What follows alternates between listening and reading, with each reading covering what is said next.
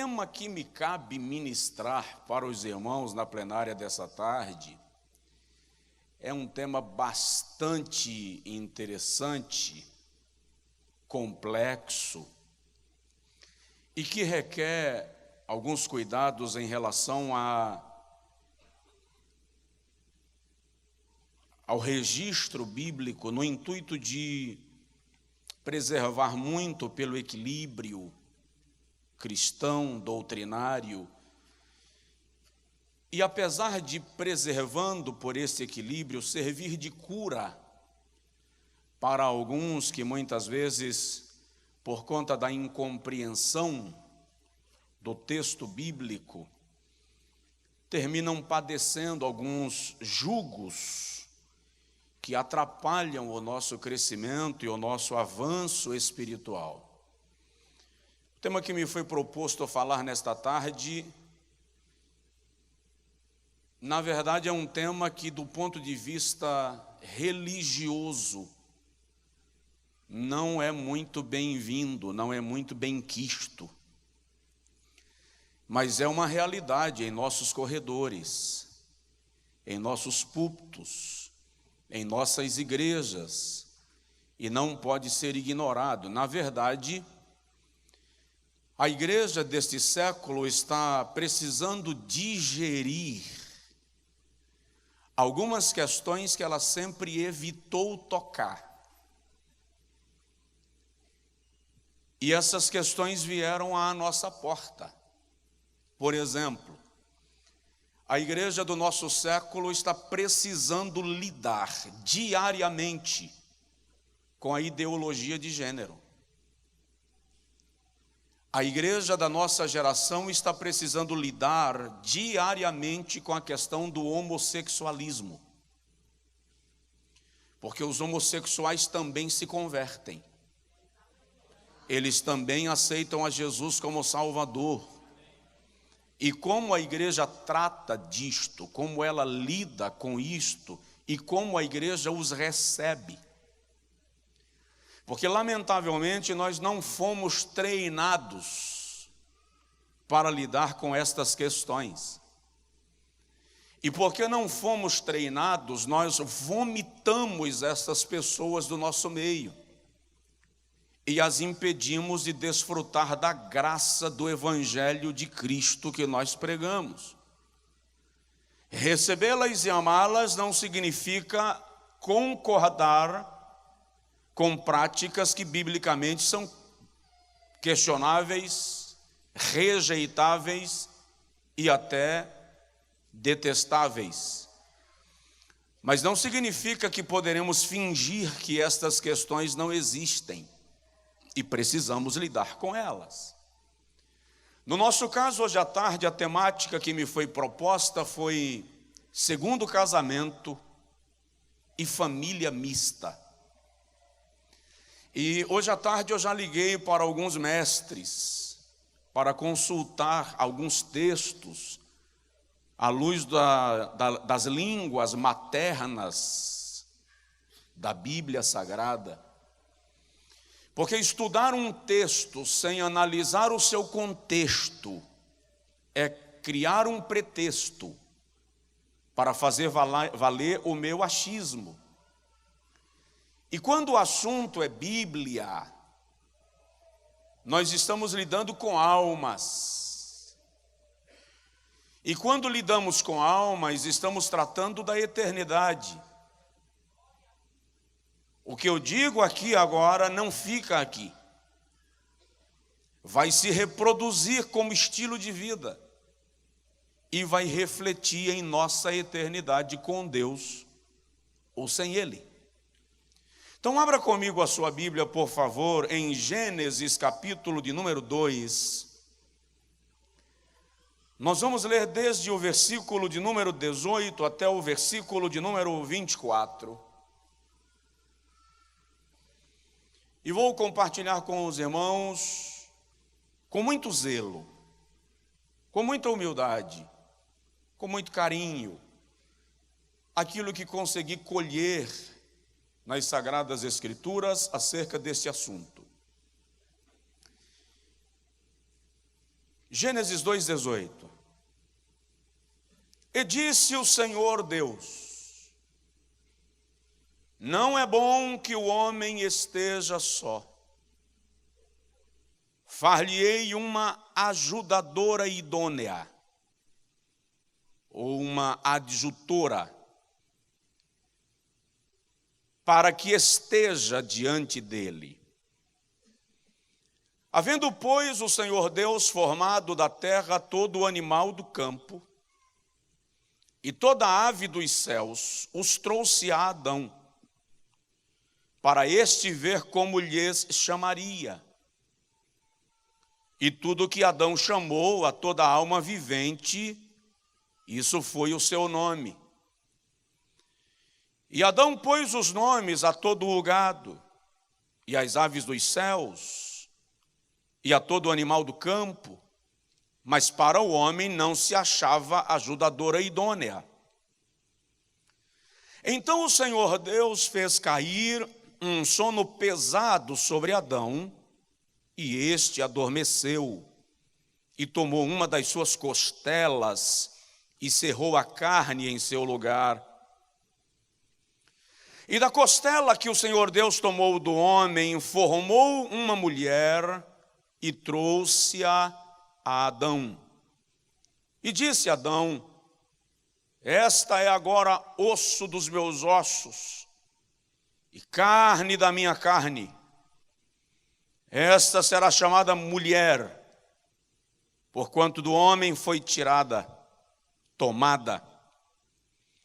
Portanto, deixará o homem a seu pai e a sua mãe, e apegar-se-á à sua mulher, e serão ambos uma carne.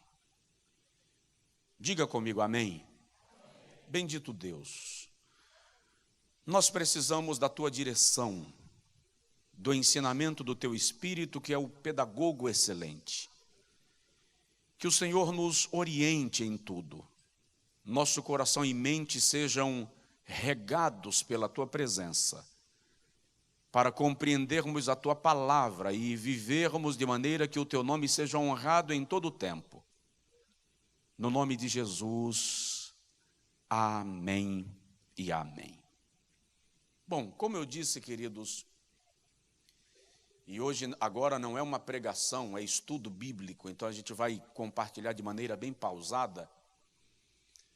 Nós estamos diante de um tema bastante complexo.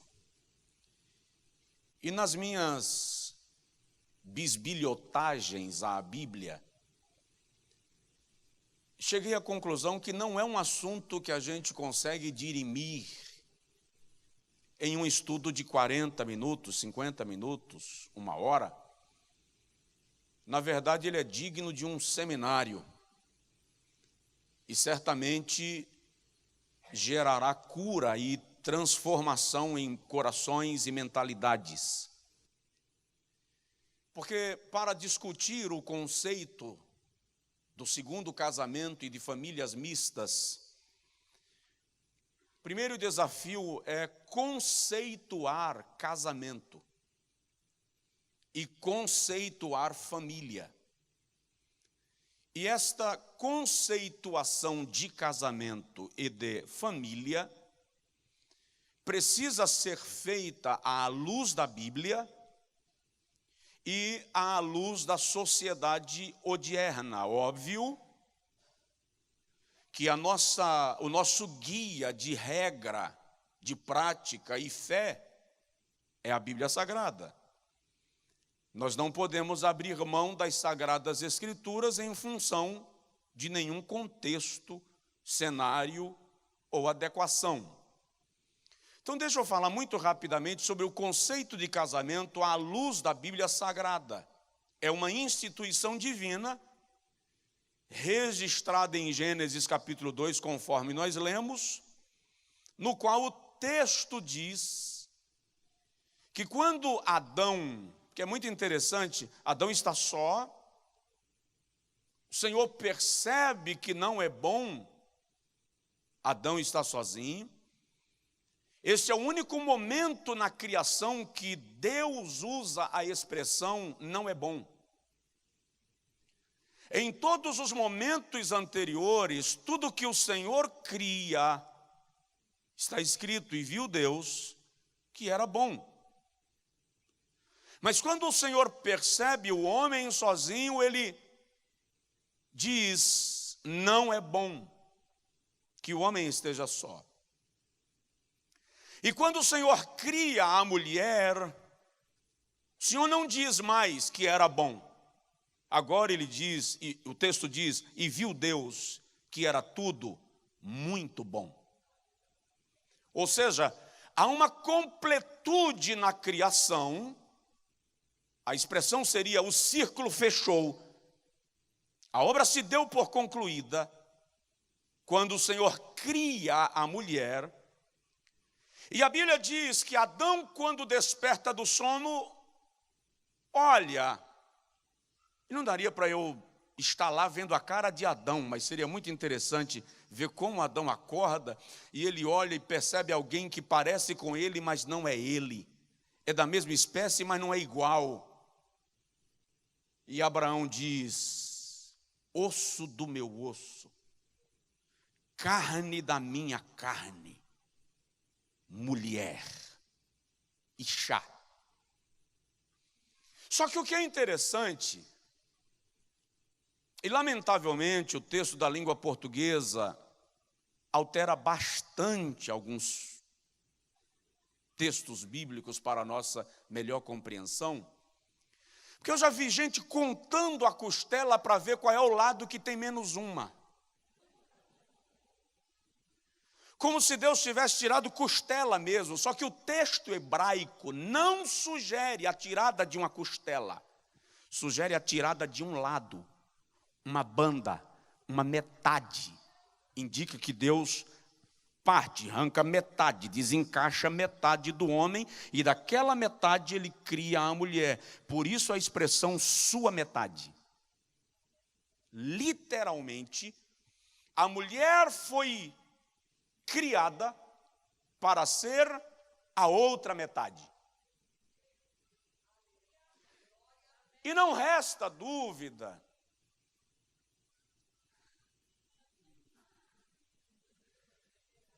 que Deus cria a mulher com alguns detalhes que ele não deu para o homem. Vou dar um exemplo. Esses dias eu falando num congresso estadual de mulheres do Rio, eu disse para os irmãos que um homem é um Caravan, um Opala Commodoro, e a mulher é uma Ferrari conversível. Vou dar um exemplo. Já parou para imaginar um homem passando por um parto? Ele não sai nunca mais da cadeira de rodas. Por quê? Porque a mulher foi criada com uma estrutura óssea que permite um desencaixe para a acomodação da criança no útero e para no dia do parto a criança nascer normalmente. E depois que nasce, toda a sua estrutura óssea volta à posição original. Só uma mãe sabe o que isso significa. Se você quiser entender um pouquinho, vai cursar medicina, anatomia. Então Deus cria a mulher literalmente para ser a metade. Por isso Eva é o lado de Adão. Não é do lado, é o lado. E é bom lembrar que quando o Senhor diz assim: não é bom que o homem esteja só, far-lhe-ei uma ajudadora. Eu não posso falar do tema central sem passar por isso aqui. A gente tem que entender o plano de Deus quando criou a mulher, senão eu vou mutilar. A expressão ajudadora, diga comigo, ajudadora. A palavra hebraica para ajudadora, ezer, indica literalmente aquela que cerca, aquela que protege, aquela que auxilia ou ajuda. Presta atenção nisso, porque isso aqui vai dar um choque na mentalidade não é masculina, é machista. Adjutora, para que esteja como adiante dele. A palavra adjutora é literalmente aquela que está na frente, adiante, não aquela que está atrás ou do lado. A ajudadora é a que está do lado, cerca, observa, vigia, protege. Mas a adjutora é aquela que está na frente. Por quê? Porque Deus cria o homem para lavrar o jardim e guardar. E Deus cria a mulher para cercar o homem e guardá-lo. Deus criou a mulher para ser escudo do homem. Por isso, adjutora, adiante, aquela que filtra o que vai chegando, para que ele não seja atingido e se concentre em cuidar do jardim e lavrar o jardim.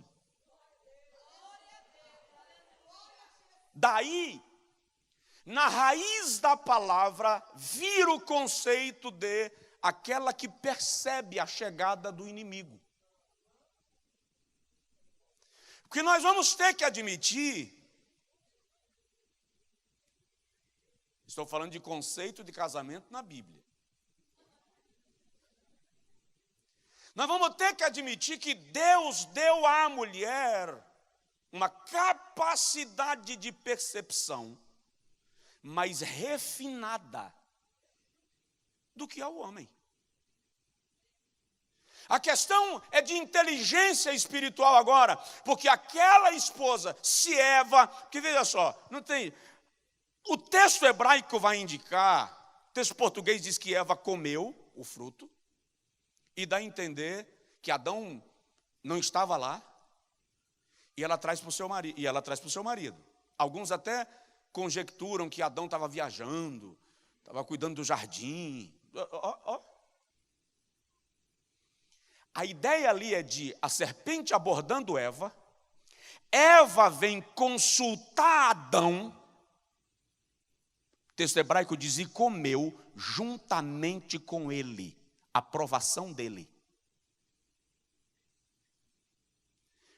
A mulher que descobre esse nível de inteligência espiritual, e ela sabe que ela é escudo, e em vez de tomar decisões lá, ela diz assim, aguarda que eu vou consultar o meu marido. Ela está debaixo de uma bênção de Deus extraordinária, porque está cumprindo o seu papel de escudo, de adjutora. É por isso que quando o Senhor vem conversar com Adão, ele diz, maldita é toda a terra por tua causa. Ele não diz por causa de Eva. Porque Eva consultou. E Adão aprovou.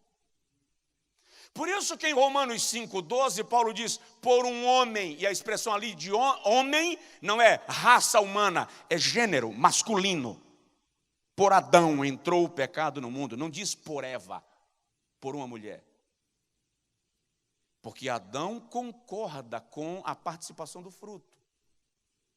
O papel de Eva ali é o de escudo, ela é escudo. Nós precisamos desenvolver sabedoria e inteligência espiritual para entender essa missão da mulher e ela cumpri-lo com equilíbrio. Amém? Deixa eu dar mais um exemplo rapidinho. Deus deu a Noé a chance de ser o homem mais querido pelas mulheres de toda a história da humanidade. O Senhor diz assim, Noé, Gênesis 8. Você vai entrar na arca, e vai entrar assim, tu e tua mulher contigo, teus filhos, e as mulheres dos teus filhos. A Bíblia diz que Noé entrou na arca com os seus filhos, e depois entrou a sua mulher, e as mulheres dos seus filhos. O Senhor mandou entrar Noé com a sua mulher, e depois os filhos com as suas mulheres. Noé entra com os seus filhos, e depois vem a sua mulher com as noras. Na hora de sair, o Senhor ordena de novo, sai da arca, tu e tua mulher contigo. Agora o Senhor afere o contigo. Na hora de entrar, entra tu e tua mulher, e depois os teus filhos e as mulheres dos teus filhos. Como Noé desobedeceu, o Senhor diz, olha, sai da arca, tu e tua mulher contigo, e depois os teus filhos e as esposas deles. Aí a Bíblia diz que Noé saiu da arca com os seus filhos, e a sua mulher saiu com as esposas dos seus filhos. Quando Cã viu Noé bêbado na tenda, não teria acontecido se fosse a mulher dele na tenda e não os filhos. Quando a gente inverte as posições, as tragédias acontecem. Alguém me entendeu? Diga amém. Isso é conceituação de casamento na Bíblia. Agora, conceituando o casamento juridicamente. O casamento civil é um contrato entre duas pessoas com o objetivo de constituir uma família.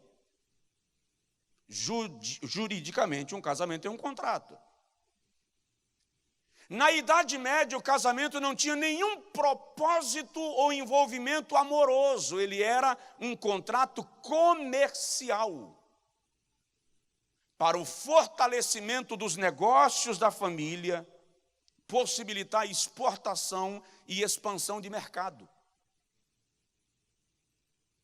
As 1001 noites trouxeram o conceito de romantismo para o casamento ocidental, mas ele era estritamente um contrato comercial com o fim de constituir família e partilhar bens e vida. Esse é o conceito jurídico de casamento, um contrato jurídico entre duas pessoas. Então, o problema de um casamento que se dissolve não é a dissolução de um casamento civil, porque um casamento civil não passa de um contrato de sociedade. É preciso entender que um casamento, antes de ser civil, ele é espiritual. E é aqui onde vem a opinião de Deus e a Bíblia acerca do assunto. Alguém consegue me dizer amém?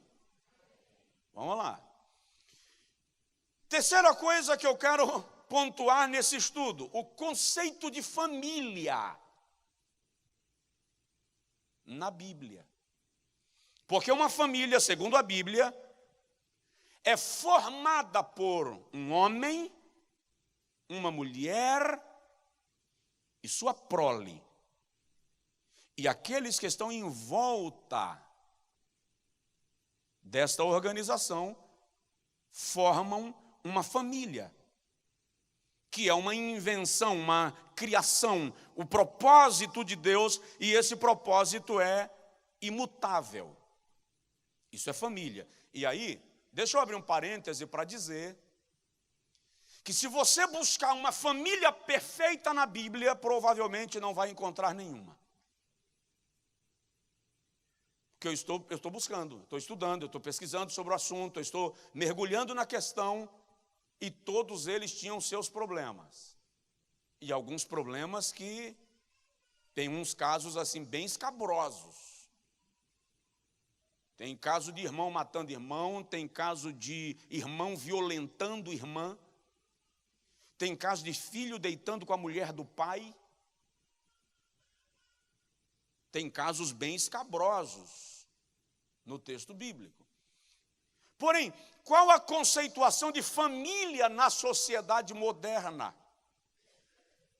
Na sociedade moderna, o conceito de família se contrapõe ao conceito bíblico. Porque para essa sociedade pós-moderna, o conceito de família é meramente cultural. E, portanto, ele pode mudar de acordo com a evolução da humanidade. Por exemplo, na concepção moderna, uma família pode ser formada por 2 homens, por 2 mulheres, e filhos que eles adotem para compor esse cenário. Juridicamente, em algumas nações, Isto já é entendido como família, e dentro da mentalidade pós-modernista, isso é compreendido e aceitado de maneira natural e sem questionamento. Perdão? Socialmente aceitável, sem nenhum problema. O que nós precisamos entender, entretanto, eu disse isso outro dia num dos grandes congressos do Brasil, é que juridicamente pode até haver união civil entre pessoas do mesmo sexo, porque juridicamente o casamento é um contrato social, civil. Espiritualmente é que não cabe, não comporta. E isso está na raiz da palavra, vou lhe dizer. Quando Deus cria homem, a palavra hebraica para homem é ish. Diga comigo, ish. A palavra hebraica para mulher é isha. Isha. Na formação da palavra ish, há uma pequena letra hebraica chamada iod. E na formação da palavra isha, há uma letra chamada rei. A junção de iod e rei forma a composição da palavra iod-rei, que é a abreviatura de Yehová, e compõe o tetragrama antigo da impronunciável palavra que era o nome de Deus. Significa dizer que só há presença de Deus quando há união entre Iod e rei, um homem e uma mulher. Aí Deus está ali. Então isso não é conceituação religiosa. Deus pensou nisso na criação. E quando ele pensou acerca disso na criação, ele deixou estabelecido que só há uma união espiritual onde houver Ish e Isha, Iod, rei. Deus está presente. É isto que sacraliza, é isto que santifica o casamento. A presença de Deus. Dá para dizer amém? Provoca aí o irmão do seu lado e fala com ele assim: Deus está lá em casa.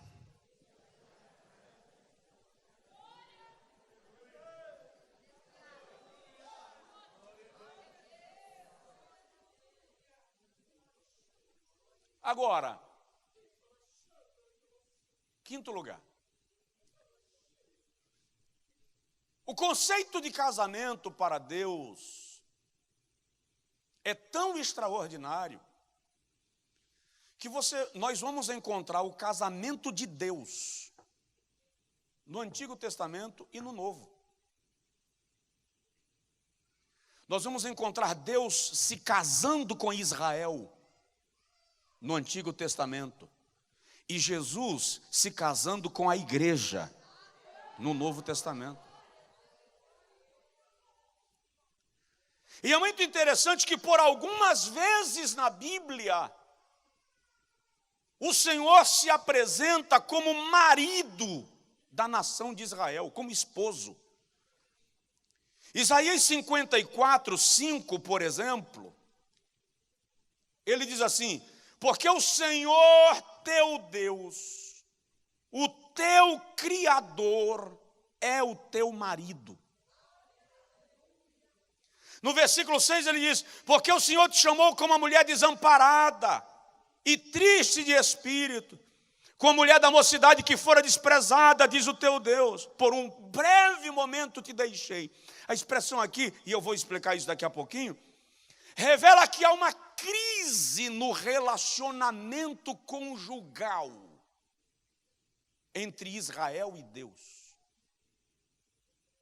por causa da idolatria de Israel. E o Senhor diz: eu te deixei, mas com benignidade te atraí. Vou explicar isso daqui a pouco. Quando o Senhor se afasta de Israel, a quem ele se refere como esposa, ele sente saudade.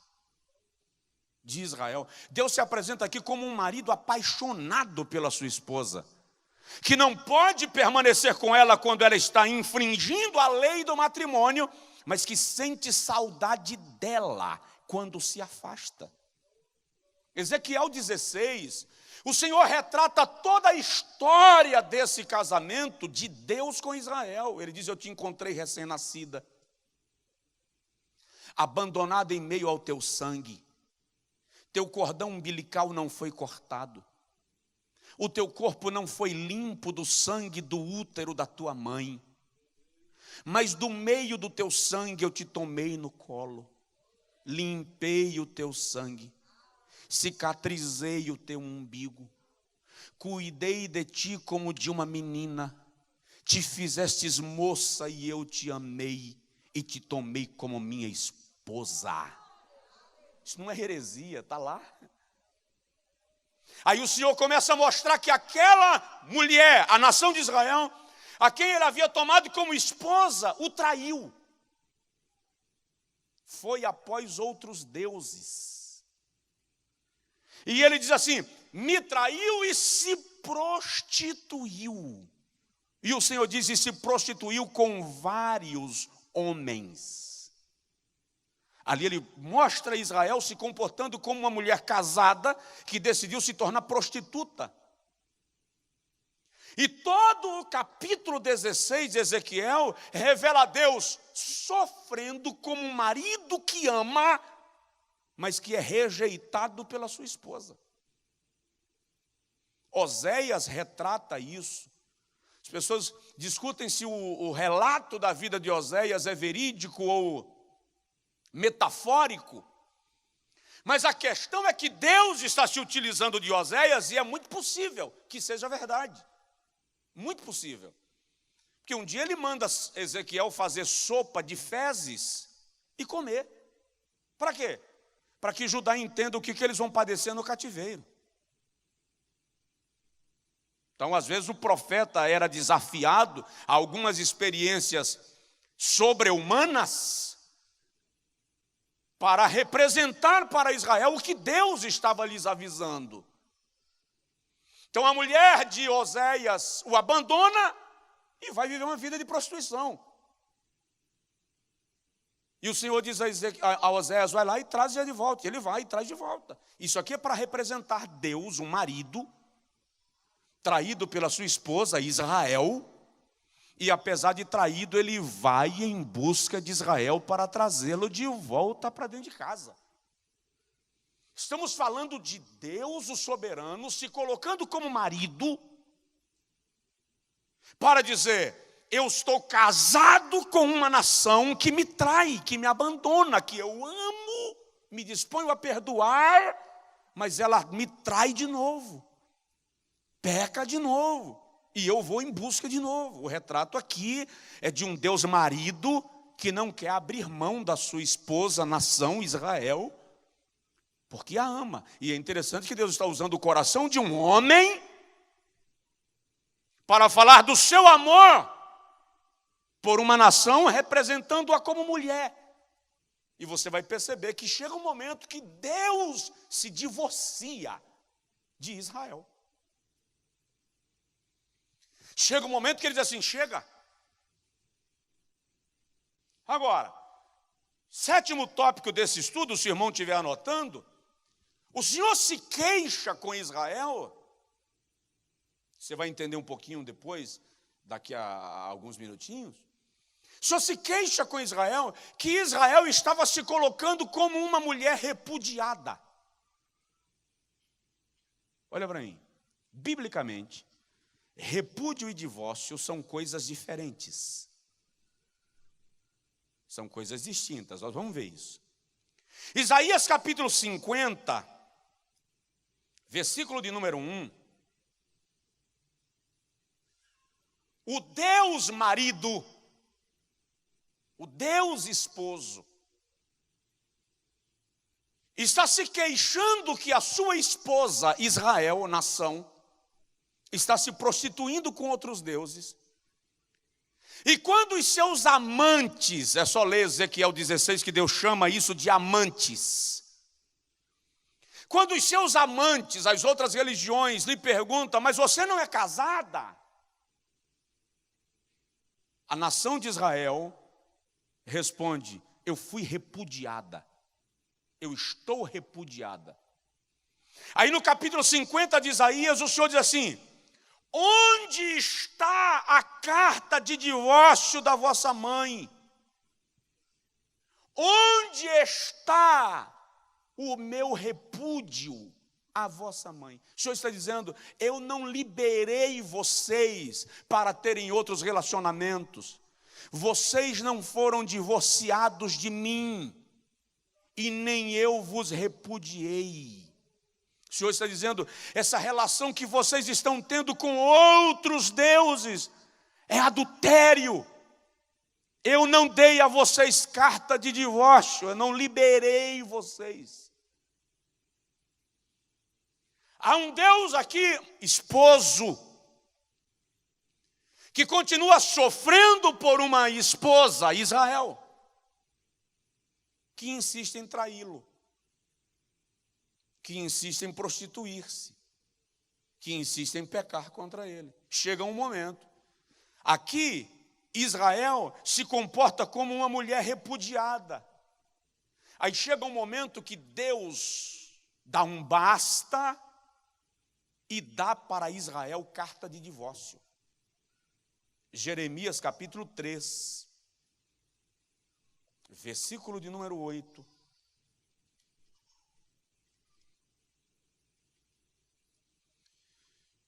Nosso tema é segundo casamento e família mista. E eu não posso falar disto sem fazer o contexto bíblico, histórico, espiritual e doutrinário da questão à mesa.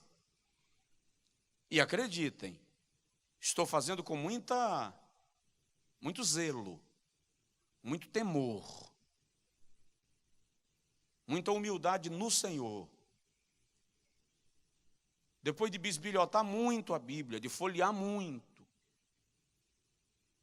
eu disse há pouco, depois de consultar alguns mestres, para saber o que o assunto está nos trazendo. Então, no capítulo 50 de Isaías, Israel é uma mulher que se comporta como uma mulher repudiada. No capítulo 3, por causa do seu adultério, da sua prostituição, 3 de Jeremias, versículo 8, o Senhor diz assim, e vi que por causa de tudo isto, por ter cometido adultério, a rebelde Israel, a despedi e lhe dei a sua carta de divórcio. E a sua irmã Judá, a leivosa, não temeu, e foi também como ela, e se prostituiu. Aqui agora Deus está dando carta de divórcio para Israel e para Judá. E o que acontece quando Deus dá carta de divórcio para Israel? Ben-Hadad vem, invade o reino do norte, desterra as 10 tribos e extermina. O que o Senhor está dizendo é que a nação de Israel, quando recebe carta de divórcio, sai de debaixo da sua proteção, sai de debaixo do seu cajado, e agora ela está à mercê para ser destruída. O mesmo acontece com Judá. Vem o cativeiro babilônico, porque agora a nação é como uma mulher que tem carta de divórcio. Ela pode ir se prostituir, mas os seus amantes lhe destruíram, lhe atropelaram. Só que quando a gente lê o texto lá, que eu mencionei há pouco, quando o Senhor diz em Isaías, capítulo de número 54, por um momento te deixei, mas com benignidade te trouxe de volta, a expressão ali é, senti saudades de você. É por isso que Deus faz o cativeiro babilônico ter regresso, porque Deus, marido, amando a sua esposa, deseja trazê-la de volta para casa e provoca isso. É um Deus que decide perdoar e trazer de volta. presta atenção, Judá continua hoje, Judá hoje representa a nação de Israel, afastada de Deus enquanto relacionamento conjugal. É só ler Romanos 11. Paulo diz que o Deus marido colocou sobre Judá um véu de adormecimento, para que eles não compreendam o evangelho da graça. E só quando a igreja for levada ao céu é que esse véu será tirado e o Senhor volta a tratar com Israel enquanto esposa, para resgatar e restaurar, porque o que está em questão hoje é o relacionamento de Jesus, o noivo, com a igreja, a noiva. Diga amém. Então, Deus se coloca como um homem que está casando com uma nação, um homem apaixonado por uma mulher, que ama uma mulher. Essa mulher se comporta como uma mulher repudiada. Chega um momento que esse marido, Deus, esse esposo, dá para ela carta de divórcio e o casamento acaba entre Deus e Israel. Agora vamos compreender mais um aspecto disso para a gente fechar o raciocínio.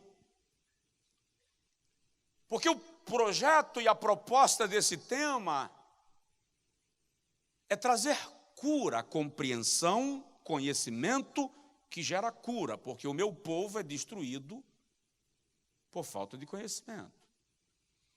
Então vamos entender, eu disse há pouco, que a Bíblia faz clara distinção entre repúdio e divórcio. E aqui a gente vai levar uns 2 beliscões. Aqui vai doer nossa costela. Porque na Bíblia Sagrada, a palavra divórcio aparece sempre separada, distinta da palavra repúdio. São estados e condições diferentes. O que significa entender que na igreja tem muito casamento que não está divorciado, mas está em estado de repúdio. E aí nós vamos compreender onde é que Jesus está dando na nossa muleira. Porque ele bate com força. Aí ele bate com força. A palavra grega para repúdio é apoluo. Apoluo. E a palavra divórcio no grego é apostasion. A palavra repúdio literalmente significa pôr de lado, ignorar. Tratar com indiferença. E a palavra divórcio é romper completamente. Romper relações. Por alguma razão, o tradutor no primeiro momento, e lamentavelmente após alguns tradutores nas novas versões, trocaram os termos. Se por ignorância ou por má intenção, em alguns casos os termos foram trocados.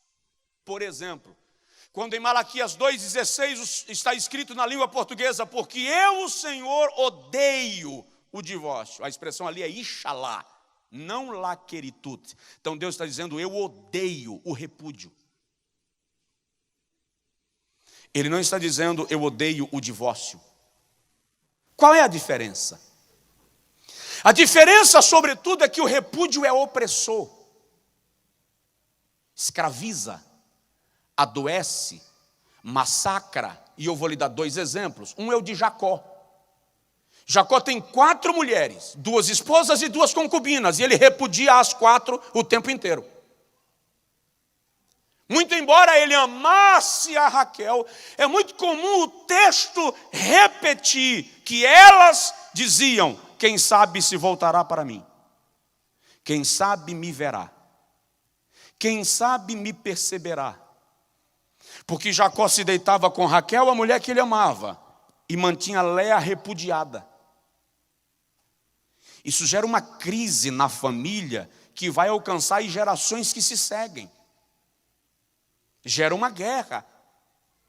Um outro exemplo é a mulher samaritana. Vai e chama teu marido. Não tenho. Dissestes bem, porque tivesse 5. E o que agora tens não é teu.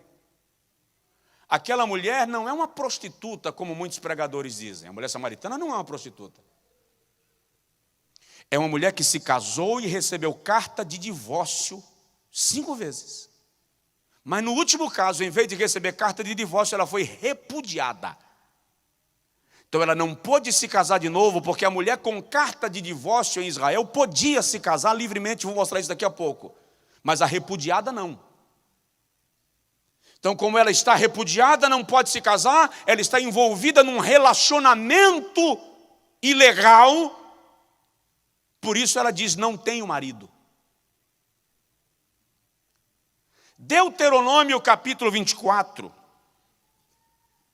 versículo 1 e versículo 2, que é o versículo usado por Jesus, inclusive, para dar o seu discurso em Mateus 5, que a gente vai ler daqui a pouco, e em Marcos 10.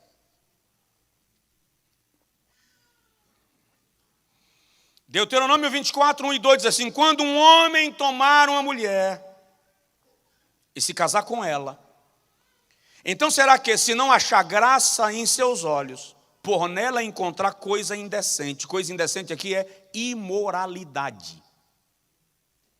No Novo Testamento, esse termo pode ser muito bem traduzido por pornografia. E aí vamos entrar no nosso computador.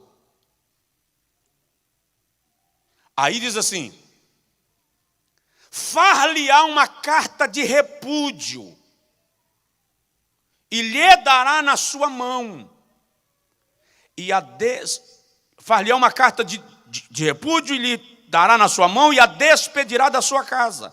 Se ela, pois, saindo da sua casa, for e se casar com outro homem, e este também a desprezar, e lhe fizer carta de repúdio, e lhe der na sua mão, e a despedir da sua casa, ou se este último homem que a tomou para si por mulher vier a morrer, então seu primeiro marido que a despediu não poderá tornar a tomá-la.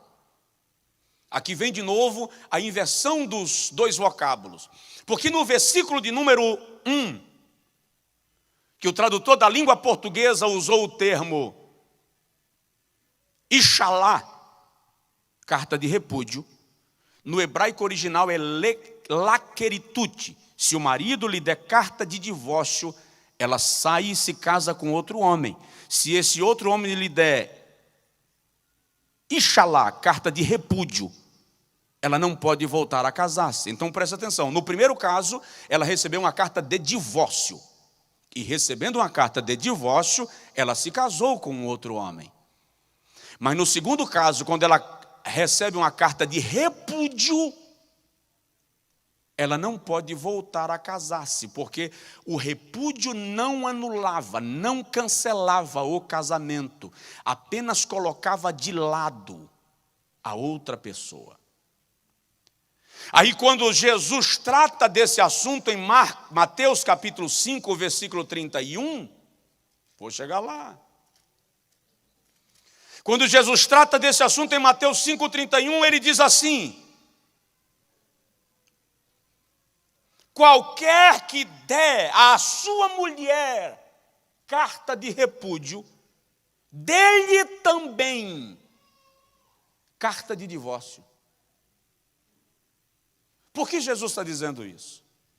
Porque nos dias de Jesus, o repúdio havia se tornado uma prática contumaz, habitual. Por quê? Por questões econômicas. A carta de divórcio requeria que o homem que decidira divorciar-se da sua mulher fosse ao juiz, formalizar. O juiz iria calcular a porção dos bens dele, que seriam dados para ela pelo tempo que ela conviveu com ele. E então ele daria para ela uma carta de divórcio, e ela tanto estava livre para casar, quanto tinha a sua vida financeiramente protegida. Os homens de Israel nos dias de Jesus, e a gente encontra isso em Mateus 19, os fariseus eram praticantes absolutos do hábito do repúdio. Nos dias de Jesus, para não terem problemas financeiros, o que é que os homens estavam fazendo? Repudiava, porque não precisava dar porção.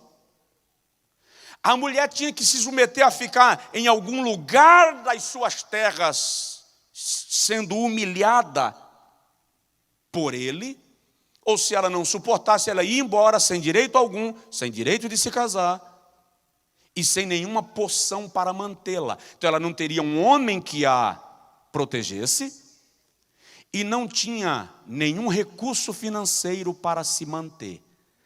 Quando eles chegam para Jesus em Mateus 19, e perguntam a Jesus, é lícito ao homem repudiar a sua mulher por qualquer motivo?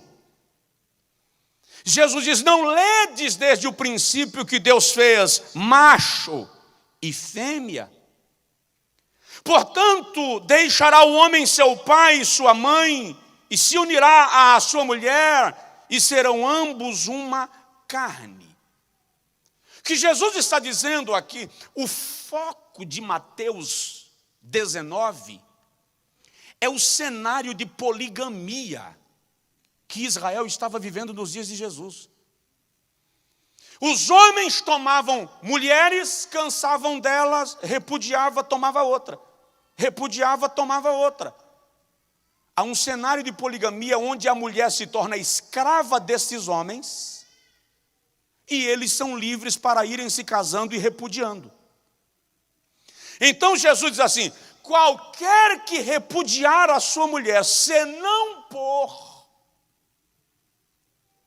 O que Jesus está condenando aqui é a prática que os hebreus estavam institucionalizando dos múltiplos casamentos. Um homem com uma esposa e diversas repudiadas, escravizadas pelo seu ego.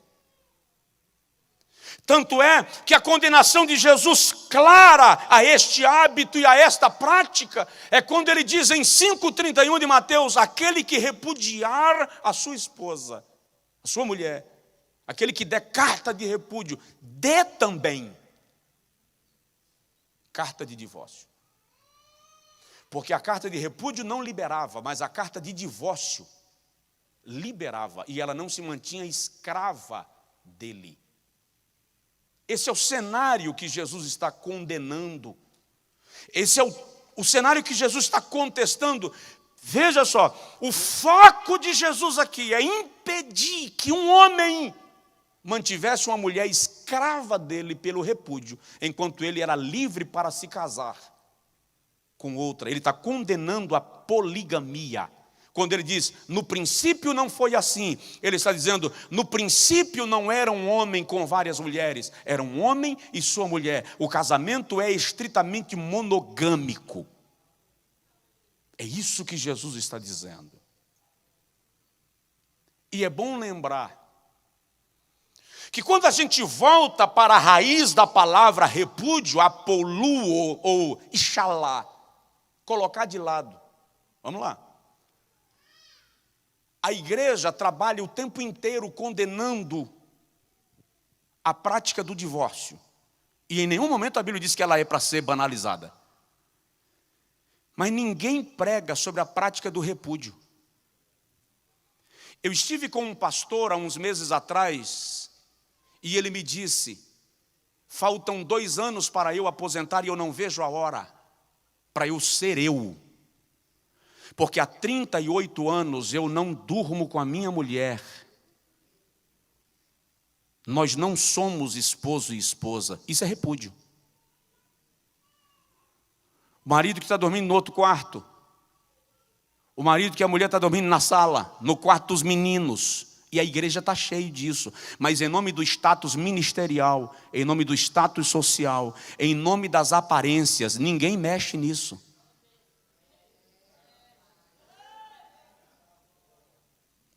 O marido que deixa a esposa ir para a cama e ele vai para o escritório acessar sites pornôs, salas de bate-papo com outras mulheres, está cometendo repúdio. E em Mateus 19 é isso que Jesus está batendo com taco de beisebol. É repúdio. Ou seja, são dois estados diferentes. E o repúdio é o estado que antecipa o divórcio. Jesus não está aprovando, acaba, divorcia, arrebenta. Não. O que ele está dizendo é, o estado de poligamia que vocês estão vivendo é o que eu estou condenando, porque na vossa dureza de coração, as mulheres estão sendo escravizadas por vocês. E é interessante que quando ele diz assim, por que Moisés autorizou da carta de divórcio? Ele diz, por causa da dureza do vosso coração. O termo ali é, por causa da vossa mesquinhez, da vossa avareza. Ele está dizendo, porque vocês estão repudiando para não mexer no bolso. Então Moisés autorizou da carta de divórcio por causa da avareza de vocês. Então a pergunta nesse cenário, e eu sei que o assunto é desconfortável. Ele mexe num cascão de ferida violento. E preste atenção, se está muito desconfortável para o senhor que está me ouvindo agora, imagina como eu estou. Eu estou entre a onda e a rocha. Eu estou entre a cruz e a espada. Eu estou entre a costela sem nenhuma carne mais e a peixeira que tirou a carne. Porque o assunto é melindroso. Mas eu vou repetir. O que Jesus está condenando aqui é esse cenário de aparências de casamentos perfeitos. Quando em casa o repúdio é quem está reinando. Não há comunicação conjugal, não há relação íntima conjugal. Isso é repúdio. Em casa a gente mal se fala, na igreja a gente entra de mãos dadas. Que é para mostrar para as pessoas que nós somos a família perfeita. É isso que Jesus está condenando aqui. Vou citar um exemplo que alguém me compartilhou há não muito tempo. De um obreiro que olhou para a esposa e disse assim, você está liberada para ter relações sexuais com quem você quiser, porque eu não amo você. A gente não pode dissolver o casamento, porque se a gente dissolver, meu ministério acaba. Então você fica livre, eu não te amo, não vou te sacrificar, você fica à vontade. Mas e você? Eu sou gay. O casamento está mantido socialmente, não há divórcio, mas há repúdio. Não há apostasión, não há laqueritute, não há divórcio, mas há apoluo, ixalá. É isso que Jesus está condenando. E sinceramente, cá entre nós, eu acho que Jesus está arrancando uma casca da nossa hipocrisia. E enfiando metiolate do mais envenenado. Para dizer assim, essa imagem de santidade que vocês estão vendendo só convence quem está diante de vocês, mas não está dentro. Mas eu conheço a intimidade de cada casa e sei o que é que está acontecendo lá. Vou concluir. Preciso, né, pastor Jean? Aleluia. Não está na hora da gente rever algumas coisas? Jesus não banalizou o divórcio. Ele só disse assim, pior do que da carta de divórcio é da carta de repúdio. E a gente se concentra no ponto que é conveniente para nós. Mas aquele que mexe com a nossa hipocrisia religiosa, a gente deixa isso quieto. E é interessante que nesse cenário, Jesus vem e traz 3 perfis de casamentos. Quando ele fala dos 3 tipos de eunucos, por que Jesus está falando de eunuco num assunto sobre casamento? Nada a ver. Jesus perdeu o foco? Perdeu a linha de raciocínio? Não. Ele sabia muito bem o que falava. Que Jesus está dizendo, usando o eunuco para figurar 3 tipos de casamento. No versículo 12 ele diz, há eunucos que nasceram assim, desde o ventre da sua mãe. Eunuco não é o homem que era castrado. Era aquele que abria mão dos prazeres pessoais para se dedicar a algo, a alguém, a um reino ou a um rei. Então, o primeiro tipo de eunuco aqui, que é de nascença, Jesus está se referindo àquele moço, àquela moça que desde o ventre da sua mãe preserva a sua pureza sexual, a sua virgindade, para se casar com uma moça que também preservou a sua pureza sexual. Nasceram assim, estão esperando o encontro da outra parte, também pura, para se unirem. Meu filho está por casar no mês de janeiro. E eu tenho dito para ele, se preserve a pureza.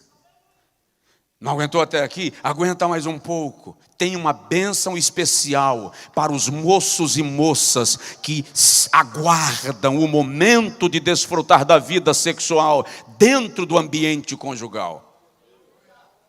Está na hora de voltar a ensinar isso para as nossas moças, para os nossos rapazes, na igreja. Porque eles estão enfrentando esse desafio na faculdade, na escola. Aliás, eu me irritei ontem no avião, quando eu vi uma moça perguntando para uma menina de 3 anos como é o nome do seu namorado. As pessoas perderam o conceito de casamento e de família. A namorada agora é nora. A noiva é nora. A noiva do meu filho é minha nora. Não. Ela se tornará minha nora quando ela estiver casada. Essa banalização do termo é uma forma de validar os privilégios da vida conjugal antes do casamento acontecer. Nós temos que entender isso. Segundo tipo de casamento que Jesus cita aqui no texto, ele diz, e há eunucos que foram feitos eunucos. Jesus está falando daquele casamento que ele não queria, ela não queria, mas alguém forçou. Foi na ponta da espada. Foi na ponta da peixeira. Quando você tenta pegar um erro do teu filho e transformar o erro dele em casamento, você está colocando ele e a moça num sacrifício que Deus não planejou.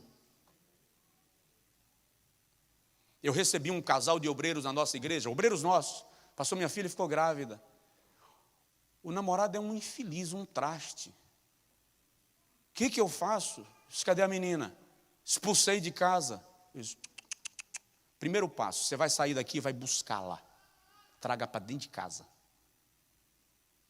Mas eles não vão casar, já conversei com o infeliz do cara. Isso é um miserável. Aí ele estava muito nervoso. Falei, a sua filha tem pai? Tem. Tem mãe? Tem. Então a criança tem avô e tem avó. Traga para debaixo da sua cobertura espiritual. Não perca sua filha por causa de uma gestação imprevista, porque senão você perde a filha e o neto. Sacerdócio é isso. Ser sacerdote quando tudo está perfeito é ó. Mas na casa de sacerdote tem problema. Na casa de sacerdote tem luta. Filho de sacerdote também tropeça. E é aí que o sacerdócio se manifesta. Traz para dentro de casa. Trouxeram. A menina ganhou neném. Está lá na igreja. O neto no colo do avô. A menina na igreja servindo a Jesus. A família restaurada. E deixa Deus conduzir as coisas a seu tempo. E há aqueles que se fizeram eunucos. São aqueles que decidiram se dedicar a Deus em função do casamento, apesar de alguns espinhos. abrem mão de alguns prazeres e privilégios, mas se mantêm lá, porque decidiram glorificar a Deus nisto. Agora, o que não é justo é você se manter no casamento repudiado, porque isso não é para a glória de Deus. Então é preciso haver cura e restauração, e isso é para hoje. Diga comigo, é para hoje. Dentro disto, e eu concluo, até porque já colocaram ali uma tela de 72 polegadas, dizendo que eu tenho 2 minutos.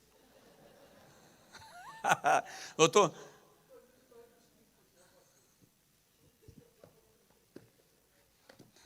eu estou falando, na verdade, é para brincar. É normal nos eventos você ter ali uma tela com contagem regressiva, tá? Não é incomum, não. Então, como lidar com o cenário das famílias que na pós-modernidade são chamadas de famílias mistas? Uso 2 minutos para falar isso. Como inibir conflitos quando ele casa e tem um filho, e ela casa e tem também um filho, ou 2, ou 3? Como é que lida com isso? Não vou comentar porque não dá tempo. Primeiro, precisa haver cura.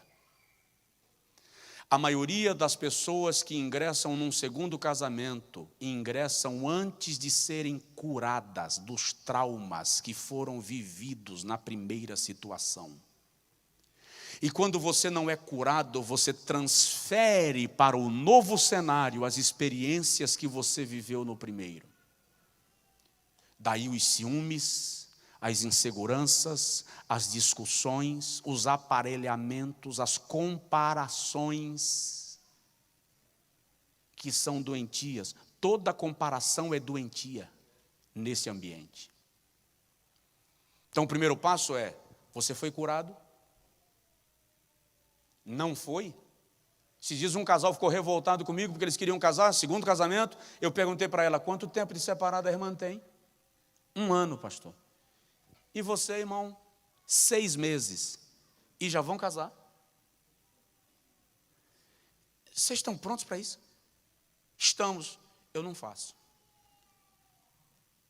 Por quê? Porque eu vou ter que atender vocês daqui a 2 meses para resolver problemas conjugais. Vocês não foram tratados ainda. Vou resumir o coreto. Foram a outro pastor e o outro pastor fez o casamento. Não demorou 1 mês, eu previ 2. Ela chegou no meu gabinete querendo voltar para a igreja, porque por revolta eles saíram da igreja, querendo voltar para a igreja e pedindo aconselhamento que não estava suportando e já tinha dado entrada no divórcio de novo. Por quê? Não foi curado. Na maioria dos casos, quando há cura, não precisa haver segundo casamento, existe restauração e restituição. Digo isso com segurança. Quando há cura. Outro dia eu falei com um casal: até para separar vocês têm que se perdoar. Vocês vão se perdoar, vão conversar, pedir perdão ao outro, orar juntos, se liberarem em Cristo, depois vocês se separam. Resultado.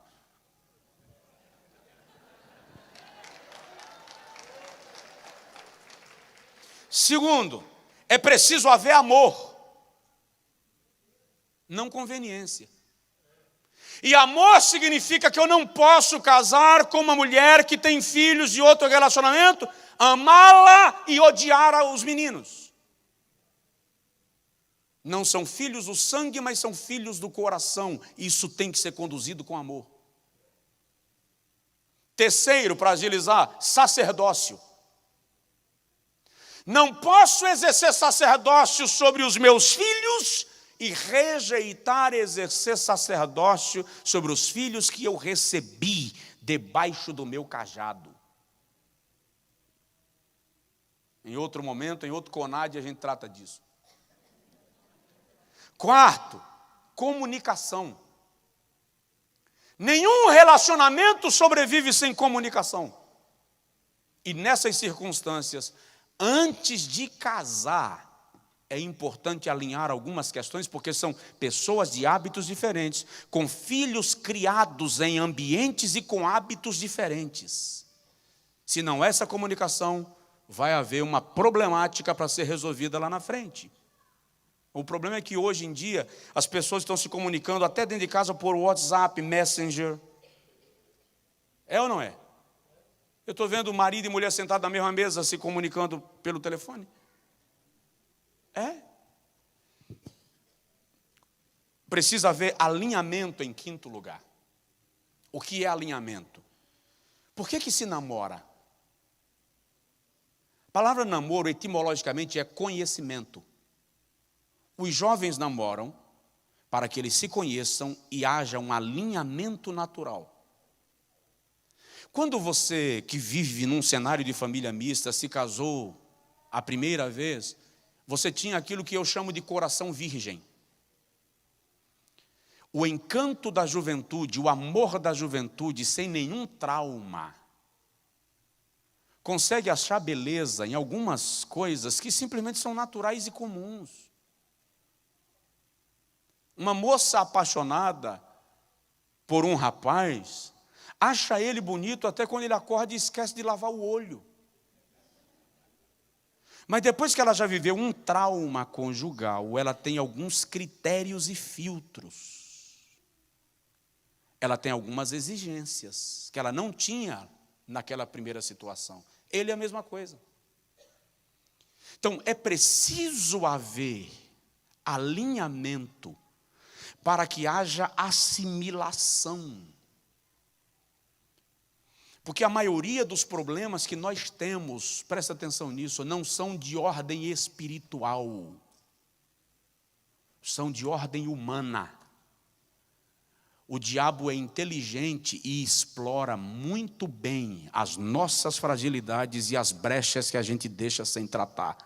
Aí o diabo entra. Mas está na hora de parar dessa mania pentecostal de atribuir tudo ao diabo, quando nós temos responsabilidade na vida e precisamos nos comportar com maturidade. Deus abençoe, muito obrigado, em nome de Jesus.